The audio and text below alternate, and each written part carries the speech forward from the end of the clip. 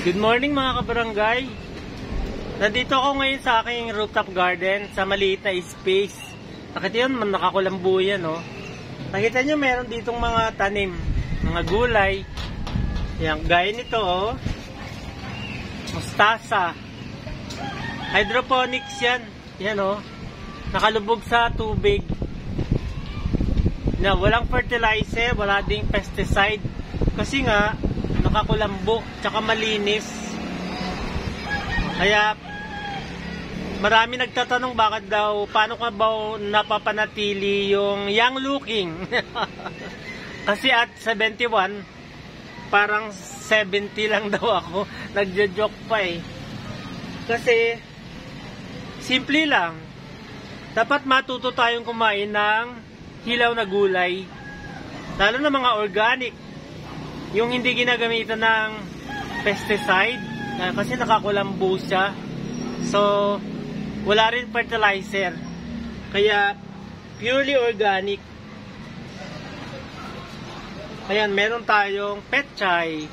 Yung pinakita ko, mustasa. Ito ang mustasa. Tapos petchay. Doon sa kabila may mga lettuce doon eh, medyo maliliit pa. So ito, para magiging maganda yung digestion natin, para magiging regular yung bowel movements, kailangan kainin natin siya ng hilaw. No, ito pakikita ko sa inyo, no. Petchay yan, petchay. Yan. Tapos, nakita nyo, napakalinis niya, oh. No, kasi nga, nakakulambo. No? Walang insekto. Pero, malusog. Siyempre, hugasan natin sa tubig. Yan. Hugasan. Yan, nakita nyo, hinugasan.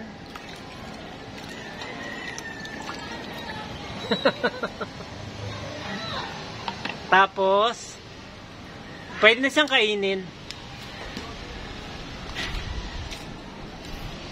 Ayan, oh. Masarap.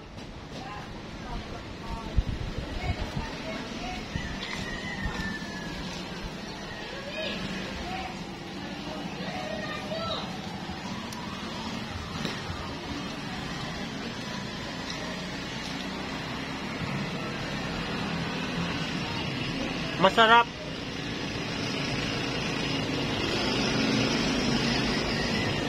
Umaga, tsaka tanghali, hanggang gabi. Basta't narito ako sa bahay. Ito yung inuulam ko. Kadalasan, siyempre merong fish, inihaw. Tapos ito yung pinaka-partner niya. Minsan, solo lang. Kahit ganito lang. Kasi napakasarap niya at saka masustansya. Ano?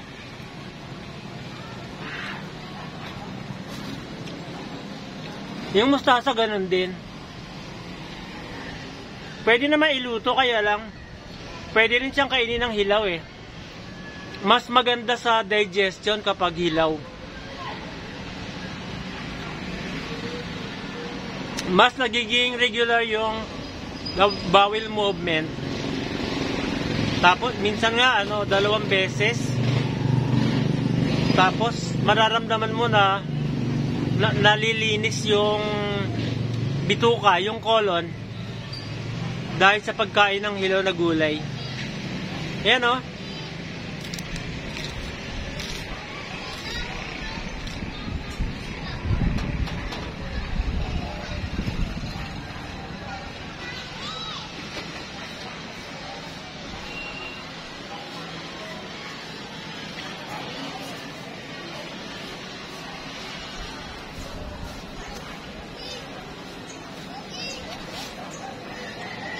Mustasa naman.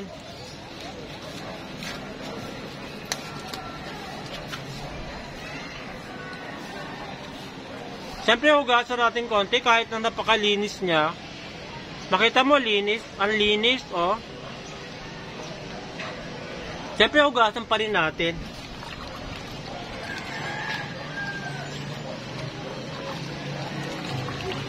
Kasi baka may nakadikit na alikabok.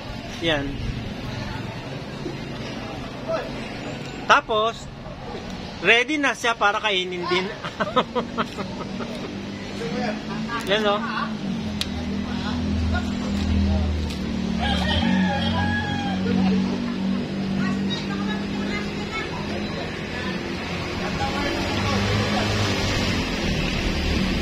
Masarap. Thank you for watching mga kabarangay. Paki-subscribe sa Altoveros TV at pakipanood na rin yung dalawang video ko, yung Great is Thy Faithfulness, tungkol pa rin yun sa mga gulay, at yung sagot sa sobrang mahal na ulam, tungkol naman yun sa tokwa na niluto ko. Thank you. God bless.